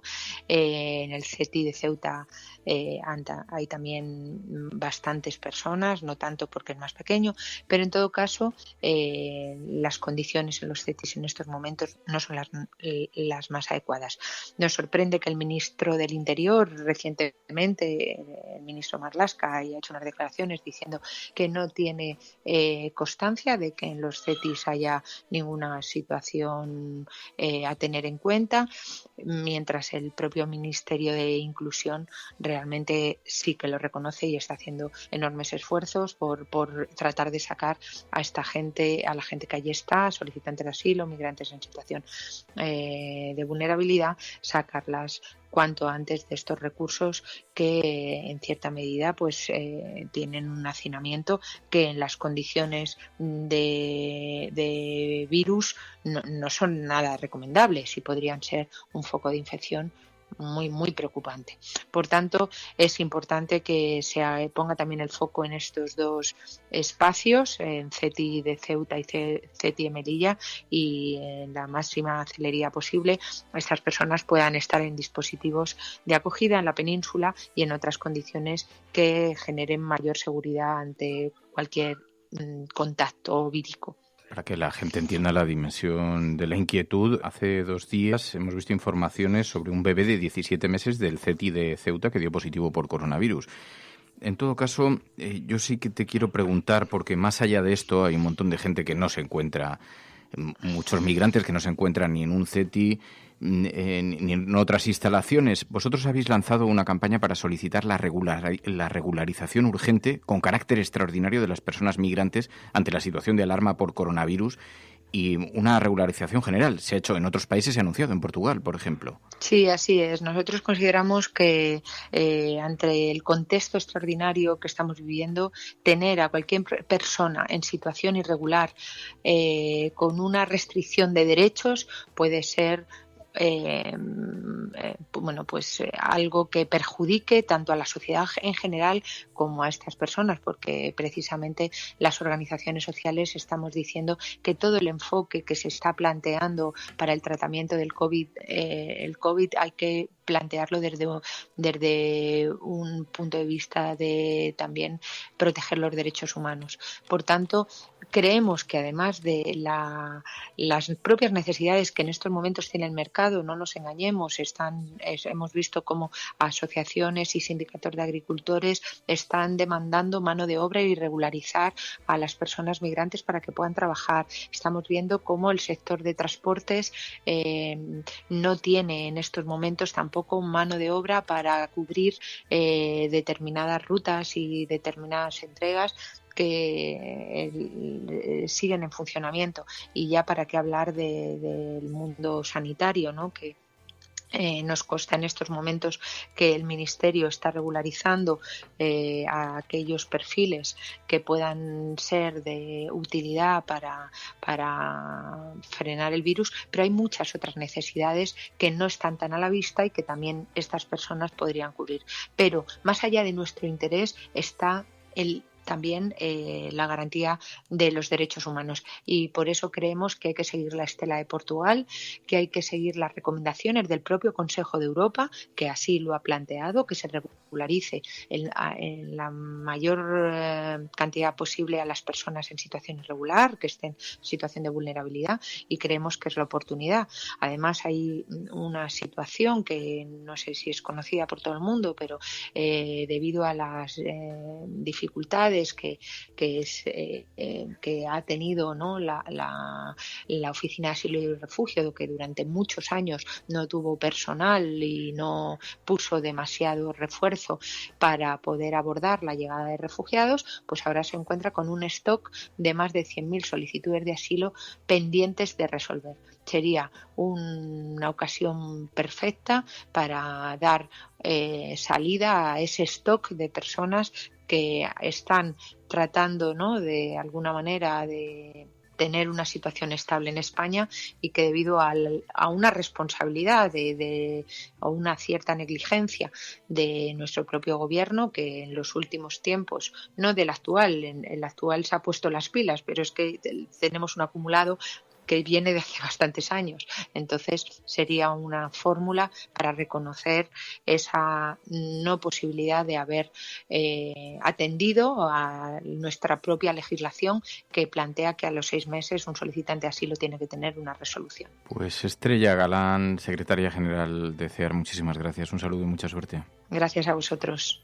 La Cafetera es un programa de radio que se financia gracias a las aportaciones de los oyentes. Si te gusta el periodismo que defiende y sientes que te acompaña, hazte mecenas y ayúdanos. Infórmate en radiocable.com/mecenas. Before I drift away, speak to my heart, reminding me that I belong. I am not allowed to walk alone. You will not rest until I'm safely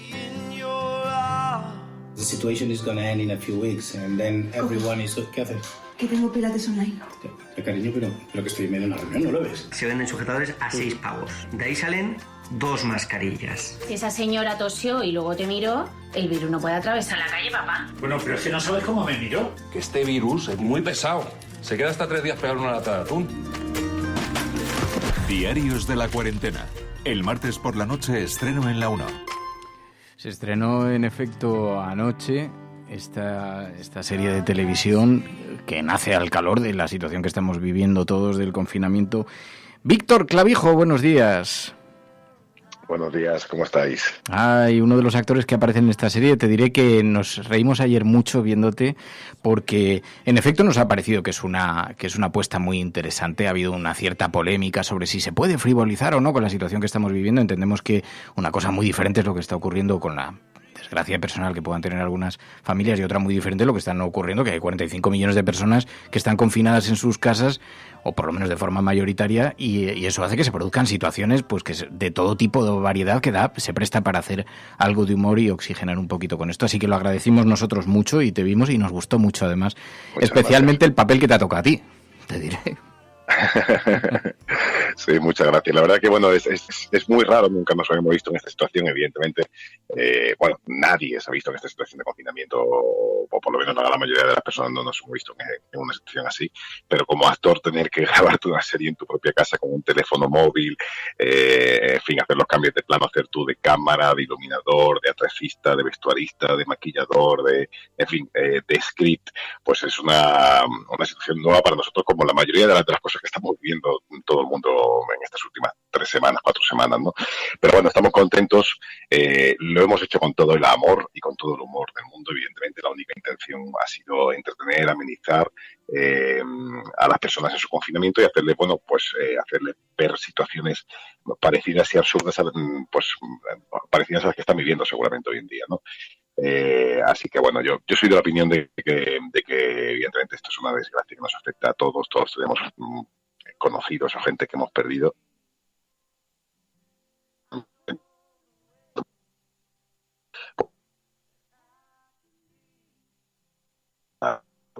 Te oigo con algo de dificultad, no sé si se entrecorta, si puedes acercarte a alguna ventana, si podemos seguir conversando con un poquito más de... Ay, sí, ¿me oyes? Ahora te oigo fenomenal, sí.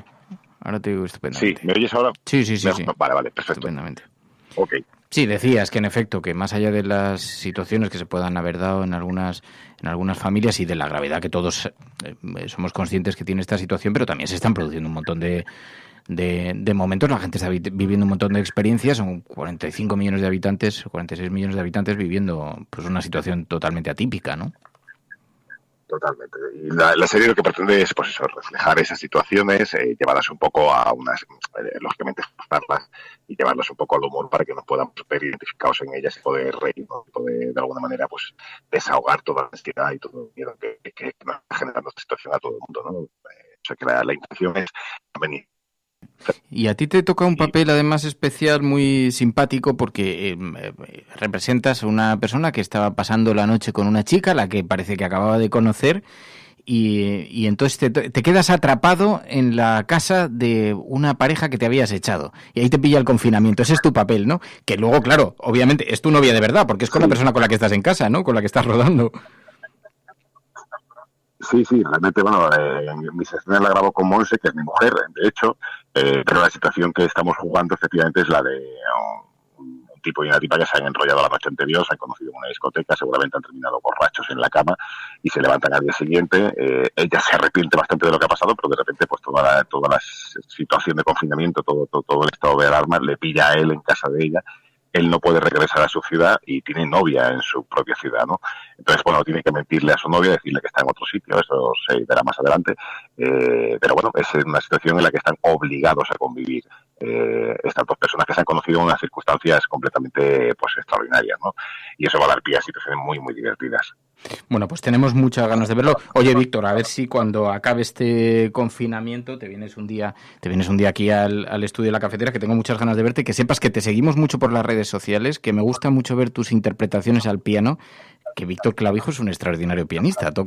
Vemos ahí interpretando de vez en cuando canciones en Instagram y nos gusta mucho, y a ver si te vienes un día ya cuando pase todo esto y podemos charlar despacito, tranquilamente aquí en la cafetera, que nos gusta mucho verte.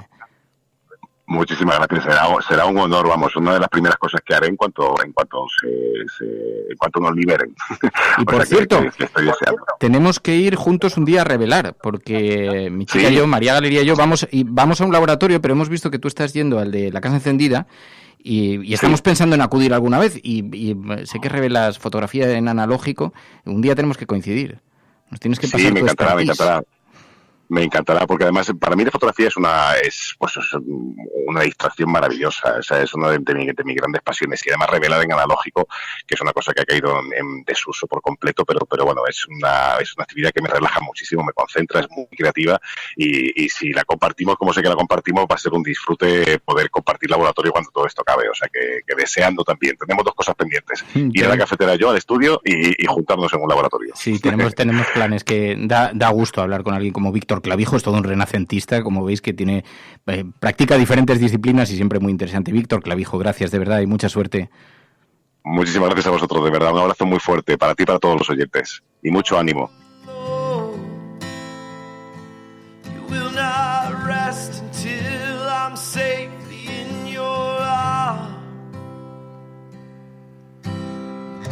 Your mercies new every day, but I've had enough of my wandering.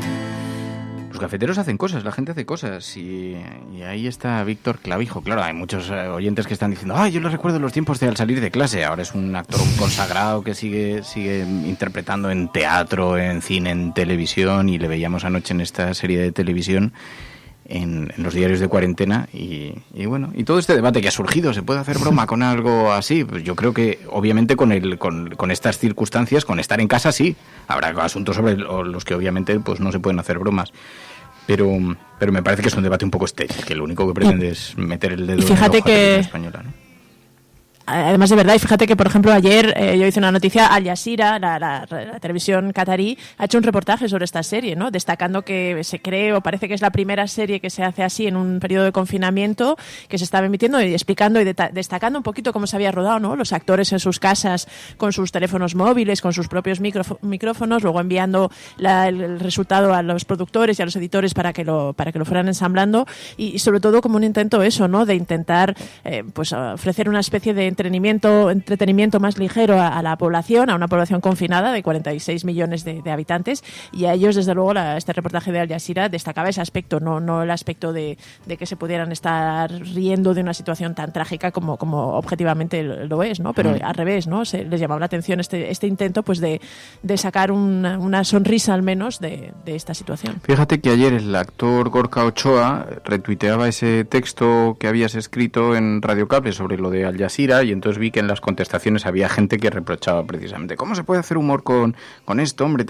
Por cierto, que también creo que hay otra serie, me parece que en TV3, donde también se ironizaba un poquito con la situación esta de encierro que estamos viviendo, que más allá de las consideraciones que se puedan tener, lo cierto es que, además de ser un humor bastante blanco, porque es una serie bastante familiar y bastante sana, pero en todo caso no deja de ser también algo que, por cierto, hemos visto también en Argentina, en otros lugares se han hecho series sobre temáticas parecidas, y lo que sí demuestra es una velocidad de reacción que a mí me tiene admirado. Sí. La capacidad en muy pocos días de ponerse de acuerdo, de montar un guión coherente, de establecer relación con un montón de actores muy importantes, como pues el propio Gorka Ochoa o Víctor Clavijo, también Fernando Colomo, veíamos algunas personas, Carlos Bardem, gente muy reconocida que se han puesto de acuerdo, que están siendo además guiados, conducidos por un realizador y por un guionista y un director, y han conseguido coordinar un proyecto y sacarlo adelante. A mí me parece bastante meritorio, porque además, insisto, es una manera de oxigenar también un poquito la situación que estamos viviendo y ver. Pero estas cosas, por cierto, mañana hablaremos con Iñaki Gabilondo, porque también está haciendo entrevistas desde su casa por videoconferencia, y también pues con una gran velocidad de reacción sobre el mundo que vendrá después de todo esto, ¿no? ¿Cómo será? ¿Qué retos tenemos por delante? Y qué asignaturas pendientes podemos aprovechar para resolver. Y le he dicho, a ver si el jueves charlamos un ratito contigo y tal, y me ha dicho, pues aquí voy a estar esperando. Voy a estar por aquí por casa, así que charlaremos con él mañana también en la cafetera. Esa es una de las claves, ¿no? Que como todo el mundo está en casa y a veces con tiempo libre, ¿no? Los actores, por ejemplo, pues es lo que contaba Víctor Clavijo, ¿no? Que con su pareja incluso les sirve un poco de juego o de pues eso, de distracción el poder organizar esta comedia o esta situación en la que simulas que eres una pareja recién conocida. En este sentido, bueno, es también intentar sacarle el lado positivo a la situación que nos ha tocado vivir. Sí, además ni siquiera, insisto, en que es un humor bastante sano, ni siquiera, oye, hay países, el Reino Unido, por ejemplo, tiene una cultura sobre el humor negro, que nos escandalizaría muchísimo escuchar en ese mismo marco pues una situación como la que estamos viviendo. Sin embargo, aquí se ha hecho una cosa absolutamente, en fin, sin muchas, que nadie le puede sacar muchos peros, salvo algunas intencionalidades que estén tratando de poner encima de la mesa, ¿no? Bueno, a la gente que todo le parece mal, le va a parecer mal cualquier cosa, así que... Absolutamente. Bueno, pues, Mary, no sé si sigues ahí. Sí, sigo ahí escuchando. ¿Estás ahí concentrada? ¿Qué estás haciendo? Pues nada, estaba aquí leyendo el chat, leyendo también el hashtag. Pues, ¿qué más cosas? Teníamos algo que habíamos enviado también al grupo que quería... Para la sobremesa. Para la sobremesa, sí. Pero no recuerdo muy bien... Lo de Ibai, que había visto una batalla de gallos japoneses, ¿no? Ah, muy interesante, sí. ¿Sabéis? Bueno, las batallas de gallos ya las hemos descrito aquí. Son batallas de raperos. Hemos visto... Bueno, son, ¿cómo se dice? Concursos de raperos, por simplificar el lenguaje. Seguro que alguien se enfada, pero viene a ser una exhibición de un rapero que improvisa un discurso, tiene a otro enfrente que tiene que improvisar la respuesta y entonces se dan situaciones. La verdad, te descubres la genialidad de algunos músicos, algunos cantantes, absolutamente brutal. Pues, decía Ibai, que es un youtuber muy reconocido, decía Ibai que había descubierto las batallas de gallos japoneses, que se había en el día 1240 de la cuarentena, 6 de la mañana, me he viciado a ver batallas de gallos japoneses, y entonces he descubierto un género.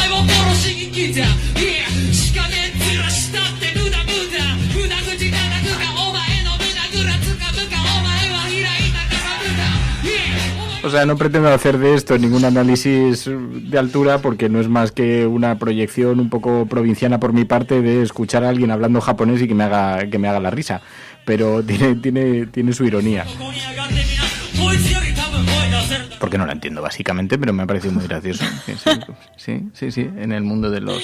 Es que a cuenta de esto... De los youtubers. Es que esta noche, pues no sé qué ha pasado, que ha debido haber una pelea entre dos youtubers, entre Ibai y otro youtuber, y entonces eran trending topic. Y he llegado por casualidad y he descubierto ya por añadidura este otro asunto. Pero eran trending topic a las 6 de la mañana, que digo, ¿pero qué es lo que ha pasado para que a estas horas estén tuiteando sobre estos dos youtubers o gamers? Porque creo que son gamers, youtubers o influencers. Ibai, desde luego, es un comentarista de videojuegos, ¿no? De eSports y esto. Sí, creo que sí. Bueno, pues con un gran éxito, 1,5 millones de seguidores en las redes sociales. Pero entonces ha debido haber un poco de tensión entre dos youtubers que se han lanzado algunas descalificaciones, o uno se las ha lanzado a Ibai y entonces Ibai no sé si ha contestado o no, pero bueno, el caso es que había un lío montado, había una convulsión en la fuerza de las redes sociales esta mañana, un trending topic y todo, y entonces me he quedado bastante...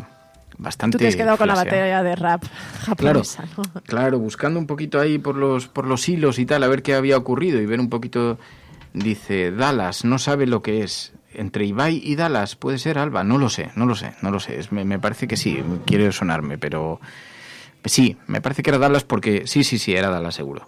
Porque el trending topic era Dallas y entonces he ido a ver, digo, ¿qué ha pasado en Dallas? Y Dallas era un youtuber.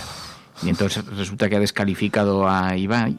No sé si le ha llamado poco menos que acosador, entonces Ibai ha respondido, entonces hay un lío ahí montado entre youtubers, pero con gran afluencia de público, por lo que se ve. ¿Y con ingenio? Que será clave. Bueno, Ibai lo que sí me ha parecido es un tipo bastante ingenioso por lo que he estado viendo en su timeline. Yo no le tenía localizado. Y mira que me gusta de vez en cuando estar un poco atento a estos fenómenos emergentes y estas cosas que ocurren. Y la verdad es que tengo bastante respeto. Hay mucha gente que descalifica a los youtubers y que descalifica las cosas que ocurren en el mundo de las redes. Y a mí siempre me han interesado un montón y me parece muy interesante saber que que esto es muy generacional, además. Hay una generación que vive esto con muchísima intensidad, ¿no? Y son que de hecho alguien nos decía ayer cuando hicimos esta reflexión sobre cómo se están emitiendo por televisión estos programas de entrevista por videoconferencia y estas situaciones, lo mismo que está haciendo Iñaki Gabilondo, esto mismo que nos contaba Víctor Clavijo, y alguien nos decía, bueno, es que igual nuestra generación no está acostumbrada a esto, pero la generación youtuber sí. Cosas hechas desde casa, cosas formuladas grabadas con teléfono móvil y con calidad. Digo, hombre, sí, pero no me digas eso, que yo también hacer cosas desde casa también estoy un poco... Sí, pero yo creo que lo decían sobre todo por el formato que habíamos hablado, ¿no? El formato que se estaba llevando en las televisiones, que si nos lo hubiesen contado hace unos meses no nos creeríamos, ¿no? Que pues eso, Iñaki Gabilondo hiciese un programa desde casa y demás, ¿no? Entonces decían, bueno, los youtubers llevan haciéndolo mucho tiempo. Totalmente. Sí, y en este sentido es verdad que generacionalmente, pues yo me incluyo, es un lenguaje y es un formato con el que no nos sentimos muy identificados, pero es verdad que han conseguido pues crear un género en sí mismo y que ser el referente de muchísima gente más joven y quizá en esta cuarentena también está sirviendo para que sea un poquito más mainstream, ¿no? Ese formato y este modo de hacer las cosas que claramente se inició con este colectivo youtuber y con estas experiencias y que ahora se está explorando un poco más a nivel pues general porque no nos está quedando más remedio.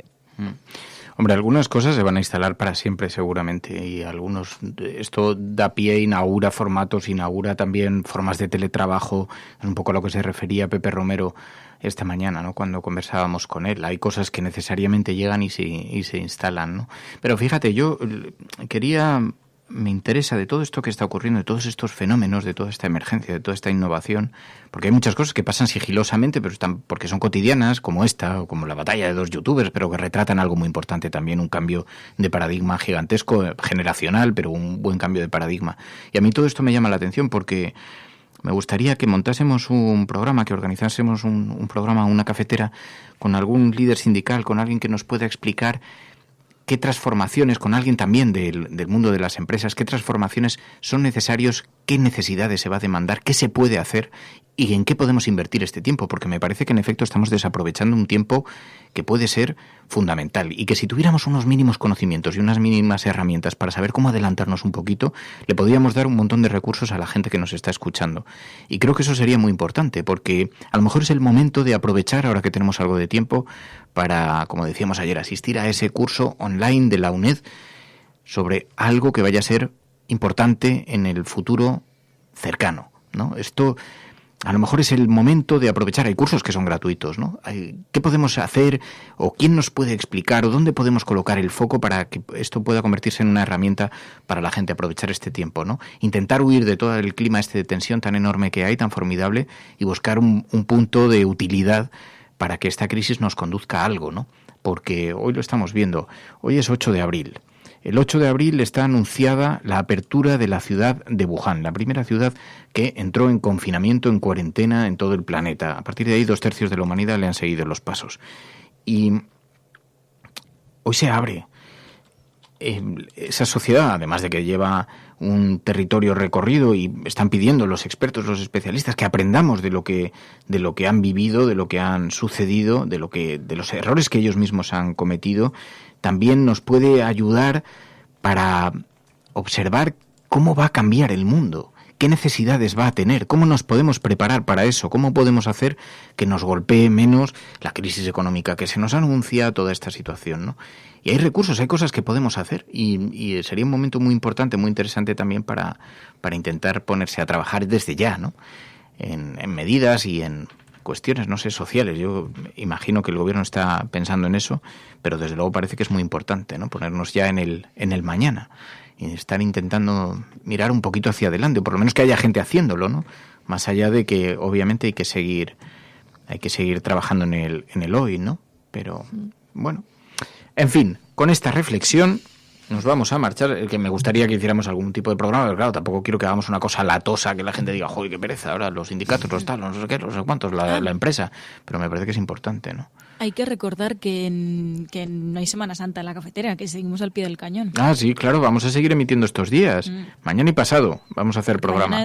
Mañana es Jueves Santo, ¿no? Mañana es Jueves Santo, pero mira, mañana conversaremos con Iñaki Gabilondo, hablaremos con Emilio Silva también, o sea que tenemos cosas que comentar aquí, y el viernes hablaremos de series también, o sea que tenemos cosas que seguir charlando. Vamos a seguir conectados, acompañando a la gente en estos días de confinamiento, Radio Confitada. Bueno, gracias Mary, gracias Pai. Gracias. Mañana volvemos, mañana con más, en efecto. Mañana es fiesta, pero sí, vamos a seguir aquí porque ese fue el compromiso de este programa, acompañar a las personas, acompañar a la gente, servir no solamente de herramienta informativa, sino también de herramienta de compañía. Así que mañana nos escuchamos. Gracias, agur a todas, cuidaos mucho.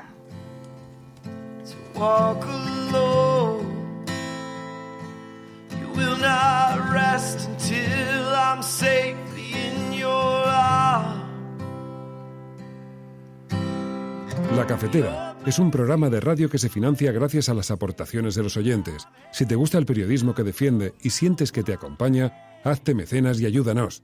Infórmate en radiocable.com/mecenas.